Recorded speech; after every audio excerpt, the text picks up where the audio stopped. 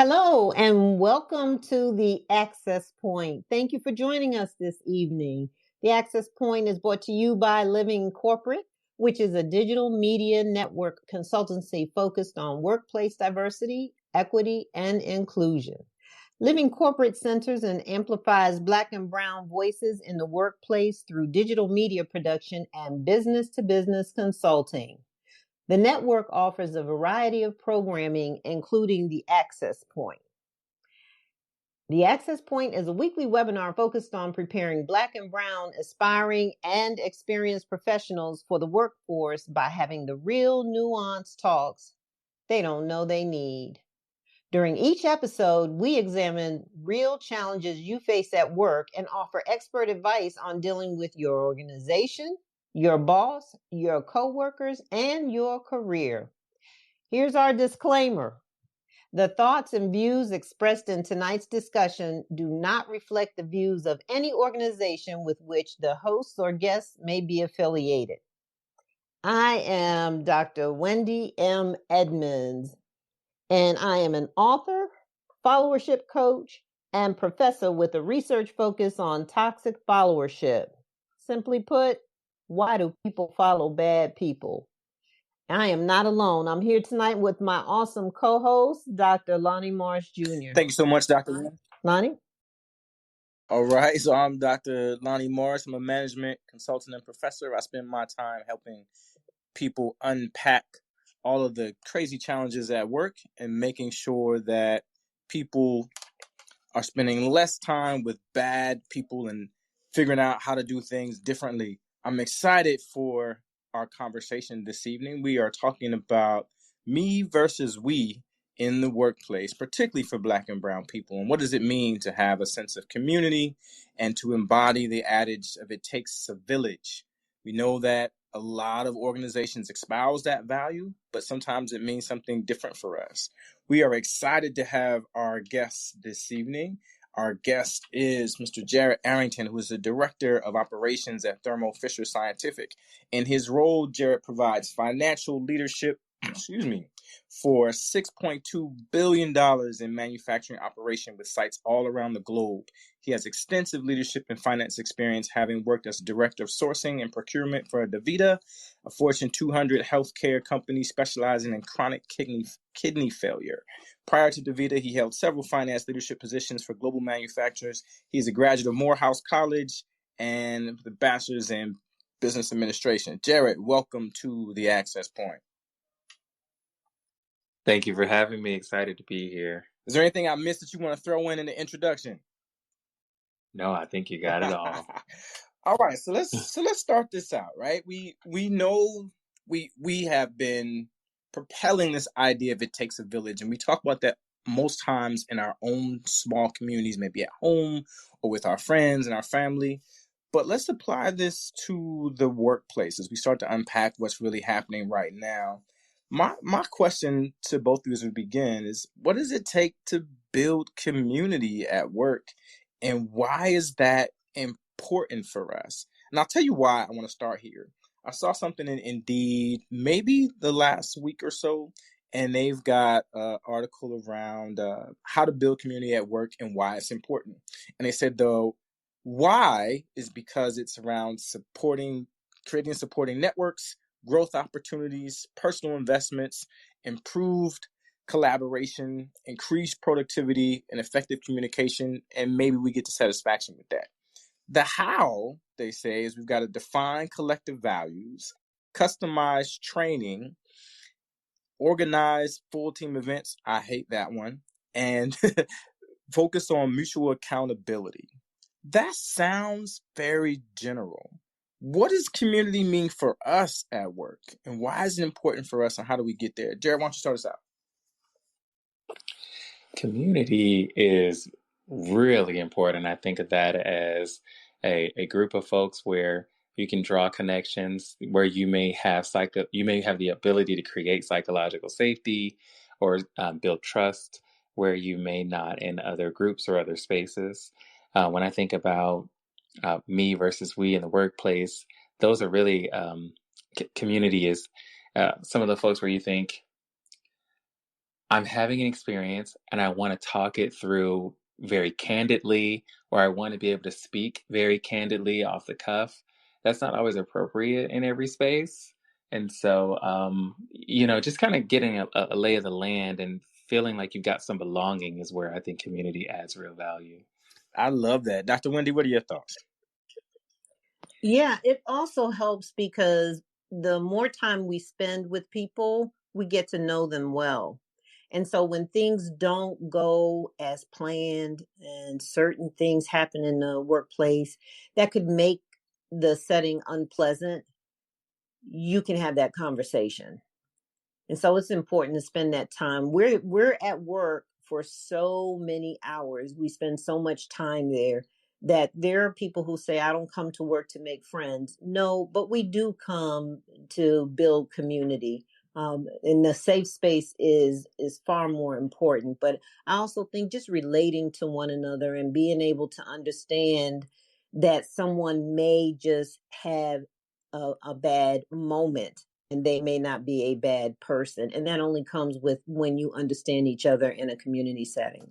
So all of those people that told you, Dr. Wendy, that they don't come to work to make friends end up being my coaching clients, right? Those are the folks who are Right. out because nobody got to like me. I'm just here to work.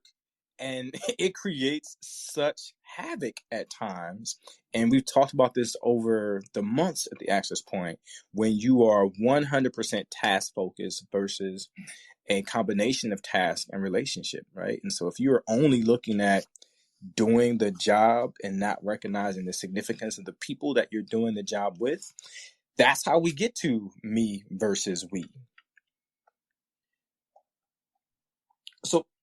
So let's continue with this because I want to stick with this idea of the village. And I love that our producer, Justin, added this in for us.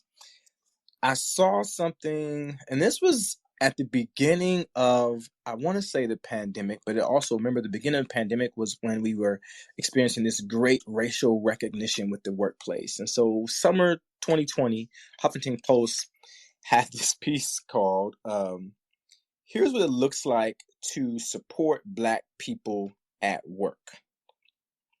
And it's about sharing what you earn, that you hold people accountable across the pay, promotion, hiring, and retention spectrum according to race and other marginalized groups. You advocate for people of color, particularly Black people, in high-profile assignments, sponsorship, creating opportunities for us to shine. Those sound like really good things to do. Is that all that's required for the village? What does village look like for us, Jarrett? I really like this concept of village, right? Where we're we're focusing on the relationship and we're making the workforce, we're humanizing the workforce, right? We're talking about people. Um, when I think of village, one, I think of words like empathy. I think we saw a lot of that through the pandemic. I think George Floyd opened up a lot of our ears and our minds to allow empathy to come into the workspace. And then even with Village, there's support, there's connecting, but true connection, not the historical corporate buzzwords. I think of going back to what Dr. Wendy said a second ago. We're all looking for some kind of one click down or lower level connection with the people that we spend the majority of our time with. Helps us know how to communicate and interact with one another. I think about that, but I also think there's a danger, right? So people who are not Black and brown have a responsibility to make these things happen. Like, remember us in team meetings, right? Give the shout out, let them know we're here doing great work. Those things are okay. Although it doesn't frequently happen from my experience. But I'll also say that it can cause a problem because it can make you look like a pet. Mm. And that's the danger in that. That's the danger in that. if it's not followed up with something more, something that brings more value to the Black and brown people, then it really doesn't hold any value in the workplace. We have to make sure that these happen, but we also need to follow up and make sure that it doesn't just stay at that one level, which is what you tend to see. That, okay, they just get a shout out, but do they get a raise? Do they get the position that's going to bring them visibility so that their work is recognized and you don't have to give a shout out? Where does that leave us? Now, I'm going to tell you why I love that, because I was just having a conversation with a colleague when I was in Trinidad last week, and he was explaining to me that you have such a hard life. And explaining to me that he had a very similar situation to what you just described, Dr. Wendy. He said, hey, I got a seemingly what I thought was a promotion. So I had more responsibility, more units I was responsible for, more sites, but there was no raise. So the shout out was, hey, this guy works really hard and does really well. We can apply that across the board to other places, but never compensated him differently. So he left there for that reason. There wasn't community for him anymore. He felt like he was being exploited instead of celebrated. That's an interesting example you use, because what has been a lot of our experiences as minorities, particularly Black people, we have to prove ourselves with the additional responsibility. Say that again. Say with the it heavier again. workload. Say it again. First. And then you get the promotion, whereas our counterparts are given the opportunity to grow in role. So that means actual dollars and title and authority with that reach with that position comes first, and the gradual knowledge base then follows. So that is a watch out for us, and something for corporate America to have a look in the mirror moment on. Is that equitable? Bingo. Yeah, I think that sounds about right to me. I've experienced that, and I've worked with people who experience that, and it brings me back to the earlier comment from Indeed about this idea of organizing the full team events, right, for building community. So I get it. Let me say that clearly. I get it. I also hate it. Right? This is the people, Dr. Winnie, you mentioned, who don't come to work to make friends. Some of it feels so fake and over the top. Like community, when I think about community in the communities in which I practice, in which I serve, it is innate. It is seamless. It is effortless, and with some exceptions.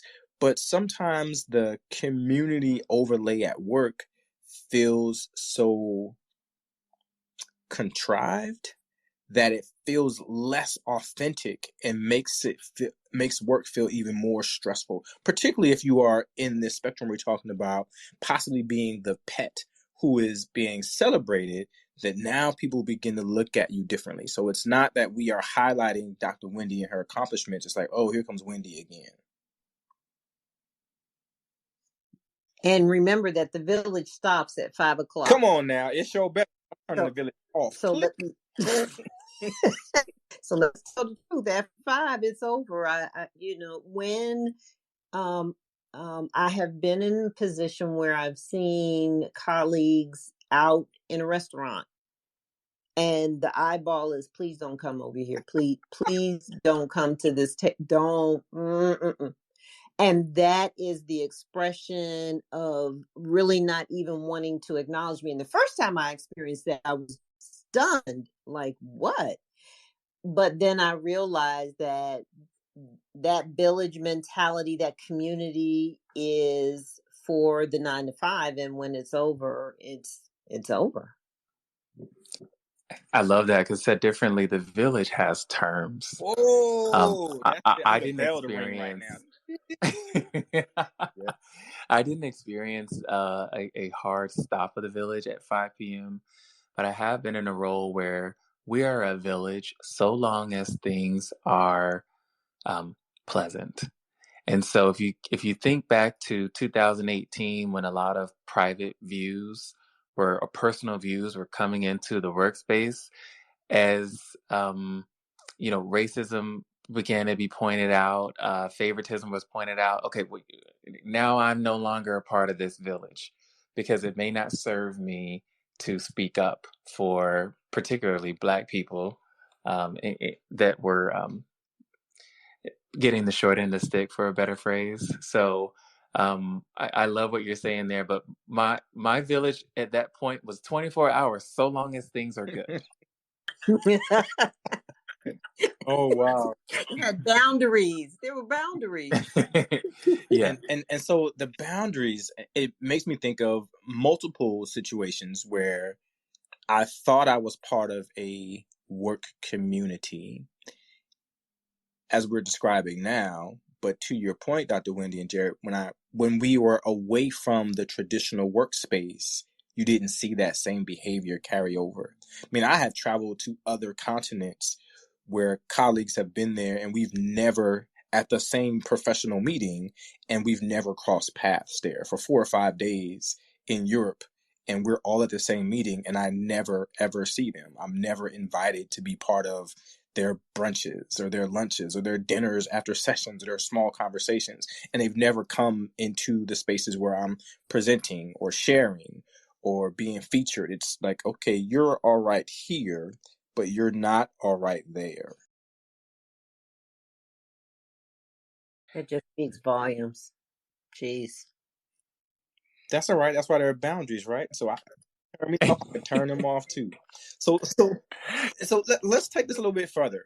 This was just maybe 2 weeks ago in Forbes, and there was a piece where they asked, is there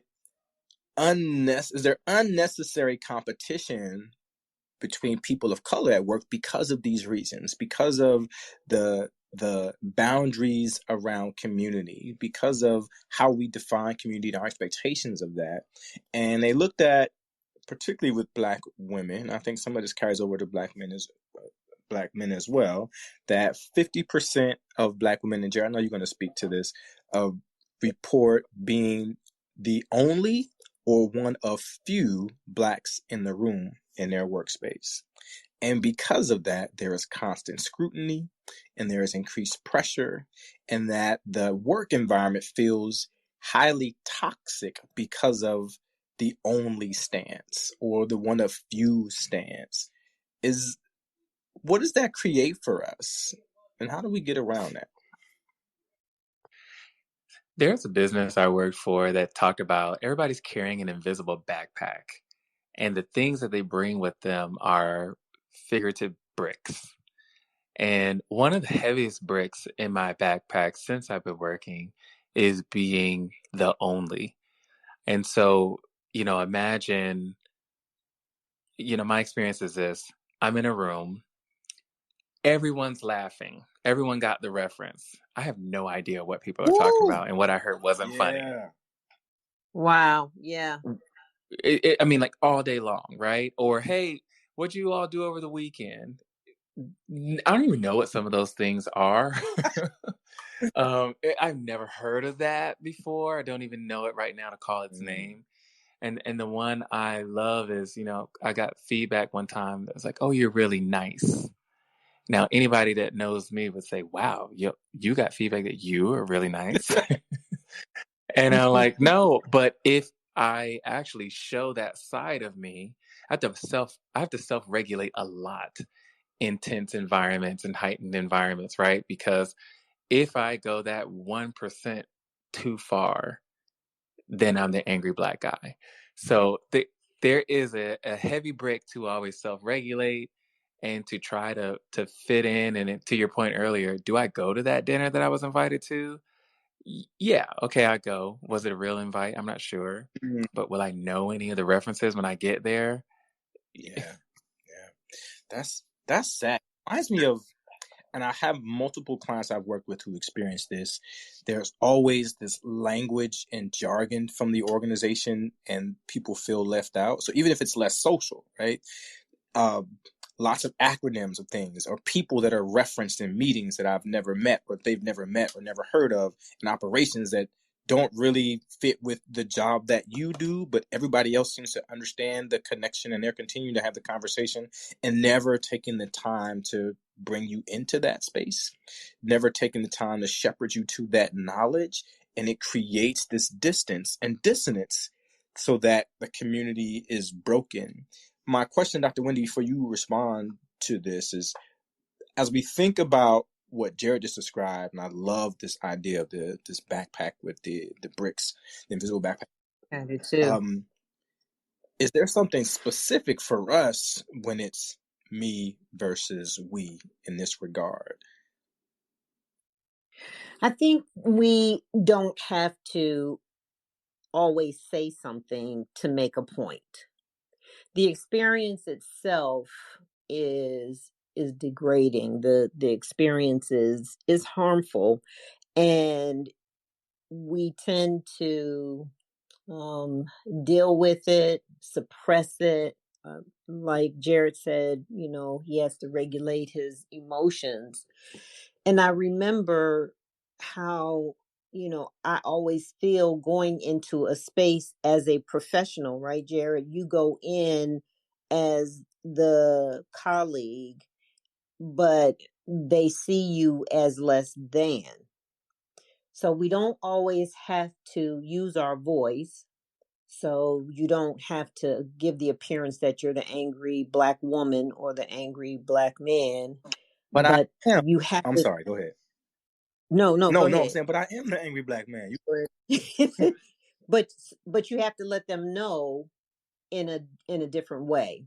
So for example, I was a professional like everyone else in the room, and I was with my colleagues, and we had a presentation to give to the client, and we're all set up and we are ready to go. Everything is on point, the equipment, I mean everything, we are ready. And my colleague turns to me 5 minutes into the presentation and says, oh, we don't have anyone taking notes. Wendy, take notes. Woo! And I was done, but I know to say something, I'm the angry Black woman. I don't even know what my face looked like. So what did I do? I sat down and I took notes. And I took notes for 3 to 5 minutes. And then I said, oh, and pointed to my watch, like, gotta go. Right. I left the meeting. I left. You go My speak to Dr. absence, Wendy. my As my you cried and absence you got to up and him, left. never do that again. Bounce. Never do that again. And sometimes, I mean, it's risky, but you have to teach people in the moment that that is not acceptable. I am your colleague. Why would you want me to? I'm the only, and I'm a female. And suddenly, of all the colleagues, of all of us that were there together, I needed to take notes. So it isn't always what we say, so that we do have to be mindful of that in the workplace. But sometimes it's what you do that speaks louder than words. Well, I'm going to let Jarrett speak on that, because I think my words were spoken mighty loud. You know what's funny? I have been in this situation before, and I actually wait for an opportunity to answer a question. When I answer a question, I say, "Oh, someone should get this down. We should jot this down." And I will point likely at the person that told me to write it down, and I won't write. Well, what brick is that we putting in the backpack? What is that? The note taker brick? What is that called? You know, I've been watching a lot of reality TV in the last 20 years, so I've seen a few things. Not just bring it into the workspace and give it right back.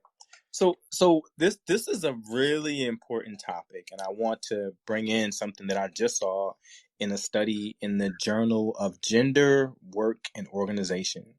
And it is a study by 3 Black women who are unpacking particularly the workforce as it relates to what we've been talking about from 2020 coming forward. So not just COVID stuff, but also the increased lens of diversity and inclusion from the George Floyd murder and beyond. And you'll love this because the piece is called just because it don't look heavy don't mean it ain't.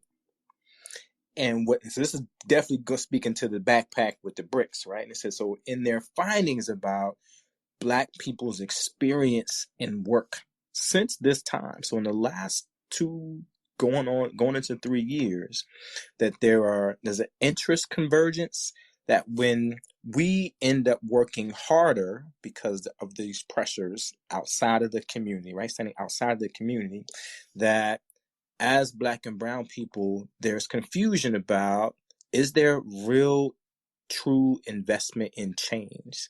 That are these just current acts that don't really spill over into something that becomes monumental and foundational? Two, that there's a difference between the organizational intent and the impact. And both you just described examples around that. So we need to document things, but who you identify to document in the moment and how it's done has a different impact than they may have intended. And then that there's a difference between liking them, meaning as Black and brown people have to face these things and deal with them, and turning away, as you did, Dr. Wendy, leaving the meeting, or as you did, Jarrett, pointing to someone else to take notes. And so it's not that I don't like the people who have harmed me in this way, but I love me more, so I'm taking this action. So if we know that it doesn't look heavy, but that doesn't mean that it ain't, what are we supposed to do?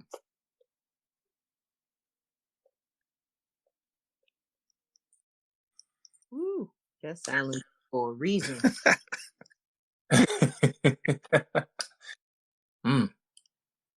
I almost want a poetic snaps moment on that question.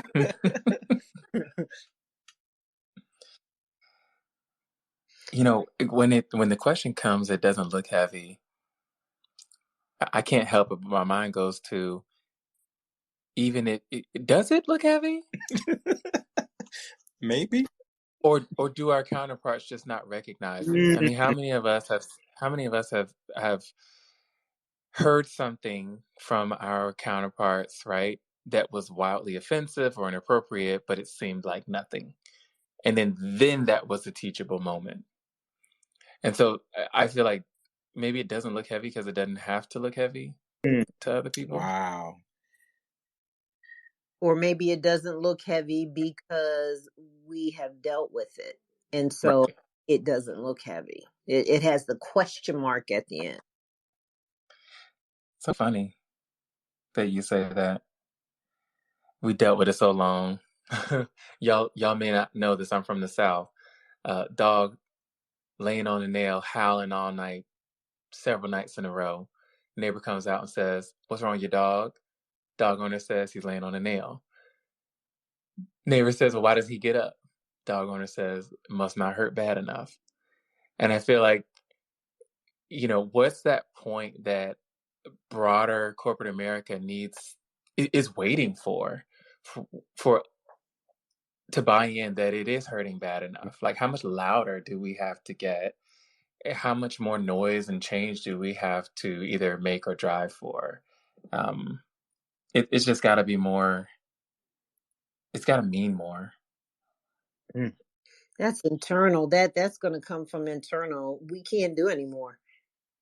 Stayed all night howling and screaming. Good Lord. So Yeah. when you right, so it isn't anything else that we have to do. It really is with them. It's internal, to be able to notice, to recognize, and have that desire to want to make it better. And that is where that empathy kicks in. That's where you can't teach that part of it. It has to be felt. It has to be a goal of an organization. It has to be the desire of an individual to want to be different, right? If I don't want to hear your dog moaning and I know something's wrong, I'm going to go and check. I'm not going to knock on your door and ask you what's wrong with your dog. I want to help the dog. I hear this dog, right? I can't. I mean, I'm stuck on the story right there Yeah.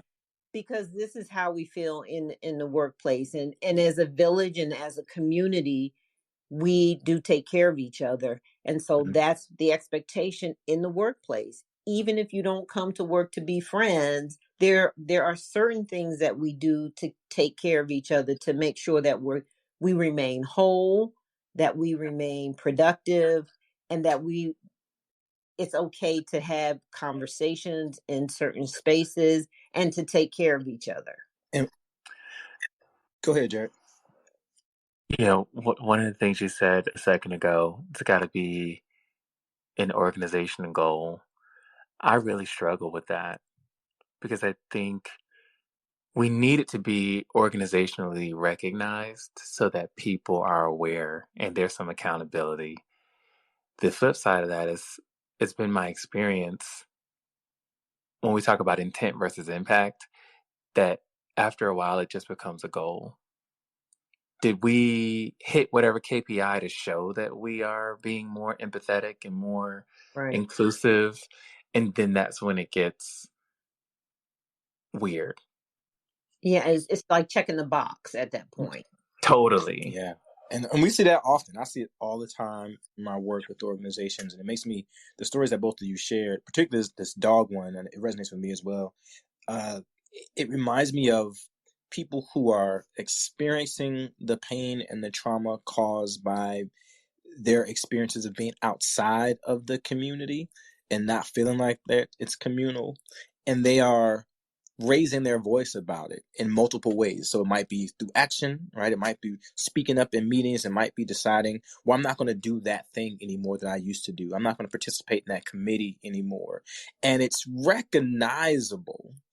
People know that there's a difference in how Dr. Wendy's contributing to the organization, but no one says anything. So it's like you see the dog on the nail, and this can go on for months and for years. We've recognized the difference in how you were in year 3 and how you are now in year 4 or year 5. But no one's coming to the table to say, how can we fix it? How can we make it right? How can we heal it? It becomes something, as both of you described, that's rolled up into the organizational goals that we check off. Hey, we had a training on X. And so now we're a better place. We can espouse that we have this value because we gave people a 1-hour workshop that they could participate in at their leisure if they felt like it, if they wanted to, with no accountability for their action beyond that. Just listen if you think it resonates with you. But the pain is still there. The trauma is still there. The hurt is still there. The experience is still degrading, and there's no change.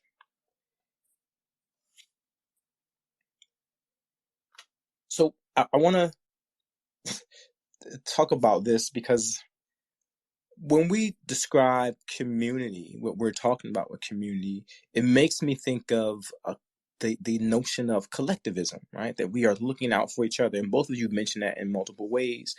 But there is a study last year in the Journal of Training, Language, and Culture that says, well, wait a minute now, pause on that, because the U.S., by design, is predominantly individualistic, that there's potential for collectivism. And because of some of the changes that are happening around us, and because we have more people of different cultures coming into our space and into our workplaces, we are beginning to take on some semblance of collectivism. But what we know about American culture and what they found in the study is that autonomy is important. People love to be able to work by themselves. Give me some freedom. Empower me to go off by myself and not have to talk to anybody else. Right? Competition is stronger than collaboration.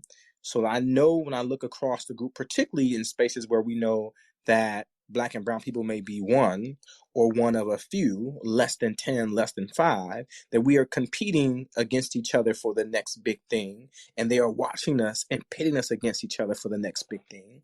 And that, so if we got autonomy is important, competition is stronger than collaboration, and individualism is the predominant culture for us, what are we supposed to do?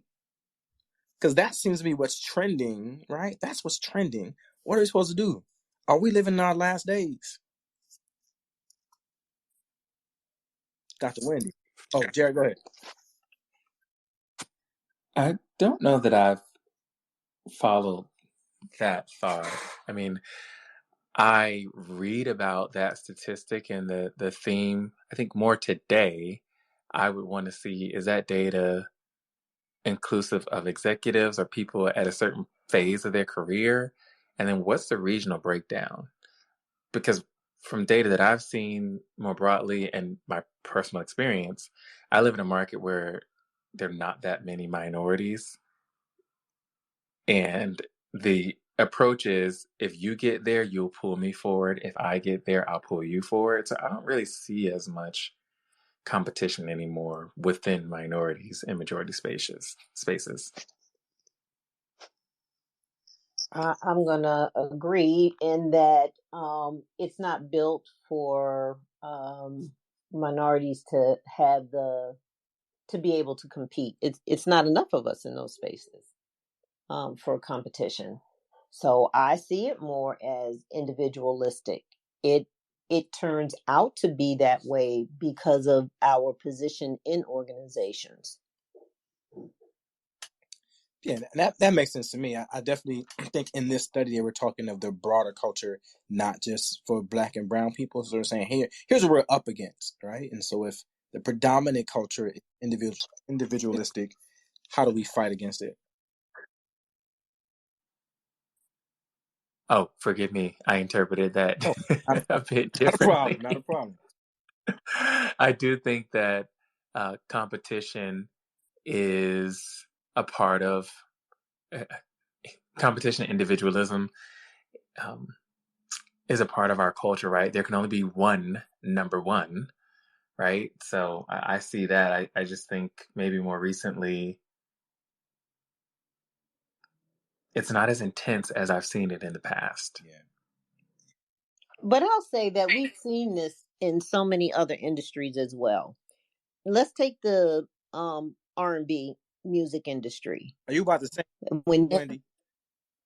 Are you about to huh? sing to us? I promise I won't. I can only make darn. I can only make a joyful noise. That's the only reason why. I'm thinking about the documentaries that you see where they only wanted one Black female artist at the top, and so all of the other talented uh, singers, African American women singers, were not able to have the same level of marketing support or anything that will push them to the top because they only wanted one. And because we are not in those decision making places and spaces, those who were there decided who that was going to be.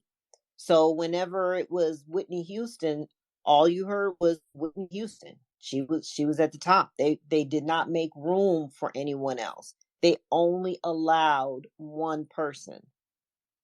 And that same mentality, that same mindset is in corporate America. It is the same mindset in other industries as well. But when you think about how we are absent from the table, we're not in the position to bring anyone else along or make the decisions to allow more than one person of color to even be at the top. And so I love that you bring up this example because I know, Jarrett, you were telling us a bit about your experience right now. Do you want to talk a little about what it takes to do this and how you've been carrying that? Yeah. Take a deep breath. It's okay. Right. All right. I've worked in a position in the last year and a half, and I have not worked with another Black person. And I work with minorities in terms of women, and I say that respectfully. But when I think about how do you create room for other people, other minorities, excuse me, it's really one, getting over the shock of some of the things that you hear in the room. And I don't know if I hear those things because people forget that I'm there, or am I No, the they do one not that's forget. different? They do not forget. I'm telling you, no, they don't forget. Totally. Or is it that it doesn't Mhm. matter, right? Because I'm one of the many in the room. But one, I have a stop and think moment. How am I going to get over this? And then how do I drive real change? And I think of it as, which I haven't successfully completed in the last year and a half, but there's a negotiation tactic called double crossing. And so I learn all the things that matter to folks, buy into that, and then once I have the power or a louder voice, then double cross them and make space for somebody else or bring somebody else in. Um, but I don't know, since it hasn't happened yet, that it will actually happen. That's just the plan. Mm. I I want to remind you that when you are the only, those things are said around you because they feel like this: you're golden, you're the golden child, and you're not going to mess that up, so you're not going to tell anybody, and it's not going to do you any good, and you're never going to say anything. I used to say, I want to go behind those doors, and I want to have decisions to make. What are they talking about all day that I have to be on this side of the door? And then when I got on the other side of the door, it's almost as though you are invisible because they do not care, and they are very honest in what it is that they say, because the thought is you're not going to do anything about it. It's so interesting, the dynamic that we're talking about here, because as the golden person, right, in that room who may be invisible, to have gotten there, you likely have a larger following for the people that are not in that room, from the people that are not in that room. And so I remember this experience that you're talking about, not liking what I'm hearing, and I actually decided to leave the organization. The organization was in panic. They're like, he finally got in this room. He's one of us, and he's leaving. And he's leaving after not being in that role for that long. Mm. Everybody else is going to wonder, what did he find Yeah. out when he got in there that's making him leave? And that's exactly what happened. Ooh, I like that, because that's the truth. And I love this for multiple reasons, because I've had some clients who dealt with this, and I've dealt with it as well. And right, it's sort of that moment when I always think of it like the Jerry Maguire moment, and you're speaking out against the things that when you know there's injustice, and people who have supported you in their own way find it difficult to recognize that even though they are supportive, in some ways they are also causing harm in others, and they have a very difficult time reconciling that in themselves when you bring it up and you point it out. And there's this blog that I really enjoy called The Every Girl, and she talked about it in this way, saying that she had been the one or one of the few in multiple organizations for 15, 20 years in her career. And she said, I had a constant pit in my stomach every day going to work because of the harm that I knew I was going to have to face. The things I had to think about, that I had to plan for. I wasn't sure what I might hear, something I might say. And it was heavy emotional labor all the time. And Jarrett, you talked about the invisible backpack with the bricks. So I'm seeing this visual, right? And the dog with the nails. So all these things that are constantly causing harm. And like the scholars said in Gender Work and Organization, that just because it don't look heavy, don't mean it ain't. That we are experiencing this, and it's okay to run, to leave, to check out of this once you confronted it or decided it's not for me. Dr. Lonnie, I think I'm going to pass the hat for everybody to drop some coins in for you forever. There you go. We need praise and worship now. Okay. So here's my question to both of you. How do we stop the bleeding? Right? How do we stop the bleeding? How do we stop this heavy emotional labor? How do we stop all these things? And I just saw this. It was just this week. The CNBC Workforce Executive Council put out a piece called "Half of the Black Workers Want to Quit." That's just this week, 2/28. 2/28. That was yesterday, 2 days ago. And it said that Black employees are among the most unhappy in the workforce, in their organizations, and that the issues are consistent over time that contribute to this unhappiness. That there's a lack of transparency around pay, that there's often a misalignment between the organizational values and Black employees' personal values, and we've heard you both talk about this, that there's a desire for more diversity in leadership, however we categorize diversity. So it means people who look like me, so we aren't the tokens and the single or the one of very few, and people who think like me. And we are unhappy. We are the unhappiest group at work. So how do we stop it? What are we telling not just the employees out there who are listening, but what are we also telling the employers to how to stop this? How do we get back to this sense of greater community that helps us all thrive?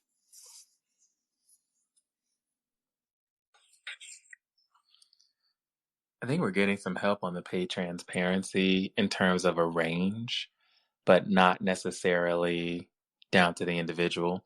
So you see California, Colorado, New York, there are a lot of states now that are required to post the range for what that job pays. That prevents people from continuing to be underpaid because maybe their starting salary was smaller. I do think that HR has a responsibility, as do the leaders, right, to offer that transparency and to pay what the position pays for the skill set, regardless of the person that's sitting in front of them, which tends to be the hardest part. To the listener, in terms of organizational goals versus personal goals, I mean, it gets tough when you think about geography and meeting basic needs. Sometimes you have to work where you have to work, and I understand that. But when given an opportunity, I really encourage us all to stop and think, is the position that I'm being offered, or is that opportunity really aligned with a company that I believe in, that cares about me? Is that a role that I feel passionate about?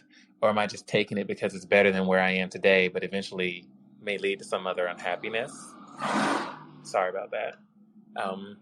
And so, you know, all money ain't good money, to come back to that.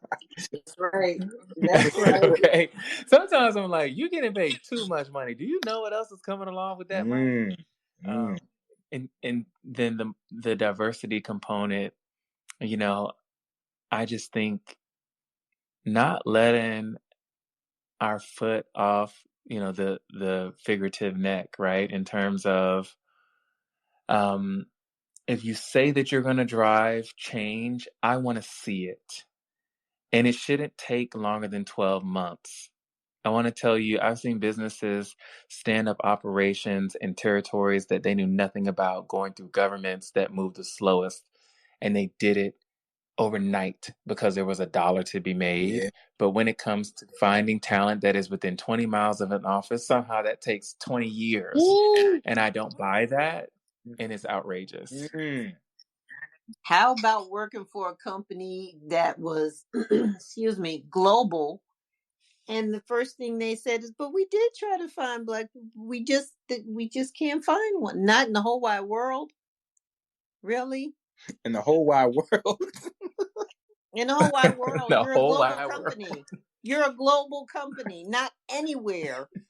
So that is unacceptable. And the other part too, and because I don't want to be repetitious with what you said, Jarrett, everything that you said is true. But I also want to look to employers to help them to understand that you can't come with the same box of tricks for everything. If you have had these conversations with your colleagues at your level and they say this, and this is what we've done, that's nice. But you can't take what they're doing and bring into your organization and be surprised when it didn't work. So if you really are committed to diversity, equity, and inclusion and ensuring that the employees, that you are creating this safe space, that you are making them feel comfortable, the one thing you have to do is hear from them. It's important to let them share with you what their expectations are that you should be doing for the organization.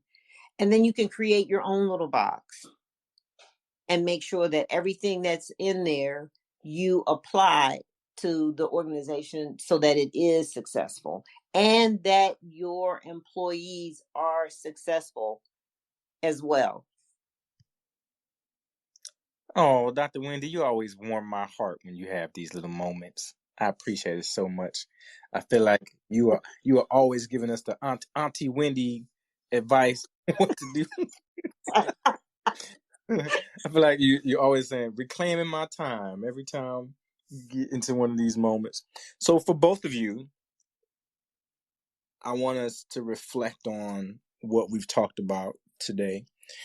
When it comes to this notion of me versus we and creating community in the workspace and protecting that community and the sense of community that we value and that we long for, we've said a whole bunch of stuff, right? So we started out saying things like employees need to recognize that building community is about creating psychological safety and understanding that and how to navigate that and protect that for yourself. I love this idea of are you the evaluation that you got, Jarrett, are you nice? And what is, when you're hearing things like nice, what does that mean about how you are projecting yourself in the space, in the community? And are you self-regulating or possibly over self-regulating because of how you're being based on how you're being described there? I love this idea, Dr. Wendy, that you don't always have to say something to make a point. You can walk away, you can deflect. There are other actions you can take that show that you are taking a stance on this and that you are holding your ground. It doesn't necessarily mean that you always have to respond negatively in the moment, but a response is always required. We're never going to get past this idea of the brick and the backpack and if it's heavy. But we said when it's heavy, and heavy in this instance is everything about this, right? So the emotional labor is heavy, the things we have to do to navigate and sort of pivot around it. When it's heavy, let them know that you should not have to carry this load and this weight in silence. Speak up about that. Recognize that it is in our nature to collaborate. So even when the predominant culture is more competition based, even if the organizational culture is more competition based, that it works best for us when we think of it as a collaboration. And so when we are working to create spaces for each other and shepherd relationships and opportunities for those who look like us within the organization. It is okay to step out when you find out the truth. As Dr. Wendy said, when you get on the other side of the door and you hear the things, as Jarrett said, it's time for me to step out and let them panic. Let them respond in the way that they need to address the ills of their ways. We've talked about this all the time on the Access Point. Always question values. Are the organizational values aligned with yours? Even if what you read on the posters or in the handbooks or on the website say something, say one thing, we know that sometimes how that is enacted is very different and rubs against our experience. And Jared, you brought us home with all money ain't good money. That's something we know dear to heart, right? That sometimes what you're being paid is also to buy your allegiance because of some of the ills that you have to encounter there. So make sure that you are questioning those things and taking it back to psychological safety, protecting yourself. For our leaders and supervisors and managers, focus on empathy, support, and connectedness. That's what community is about. That's how we get out of me and get into we. Be careful not to make employees look like the pet, right? This is about celebrating accomplishments and the collectivist approach to this, not exploiting and isolation. Stop making Black and brown people prove themselves with more work before also giving them equitable pay and promotion and recognition for that work. When it comes to groups and teams, remember to shout out your team members. Give people opportunities to shine, bring them along, highlight their achievements and accomplishments, and also speak up when their voices and perspectives are missing. The village cannot stop at 5 p.m. The community is larger than the workday. So think about the boundaries that you may be setting there. Don't, Jerry has so many good ones, right? Don't let your foot up off their necks. And we recognize that. We understand that is an old adage, just like takes a village. That's an adage for us in the community, that we have to continue to press our feet on the pedal and drive these things forward, because we are creating a space for the people behind us and the people alongside of us. And so we all need to be drivers of this change. From an organizational perspective, that creating a village and creating a community for people to get out of me and get into we is about humanizing the workforce. A village gives us peace. It gives us a sense of belonging. Get out of the historical corporate buzzwords. And there are so many of them out right now that we get stuck on that. And Dr. Wendy knows we've been talking about quiet quitting for so long, as it has continued to morph into all these other ideas about hiring and firing and why people are in the workplace. But it definitely is buzzword worthy now. So look at the real issues. From an organizational standpoint, does your village have terms? Is it a village just because it's comfortable? Are there boundaries that we need to break down in creating community in our spaces? What are the invisible backpacks in your organizations? And what are the bricks that people are carrying around with them that make the emotional labor hard to deal with and make the organization traumatizing for people to manage on a daily basis? Create organizational goals that create community and do no harm. It is your organizational responsibility to do no harm.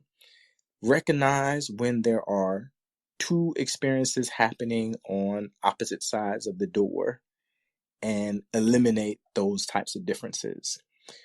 Get on board with more transparency as it relates to pay, skill set, requirements, workload, and culture.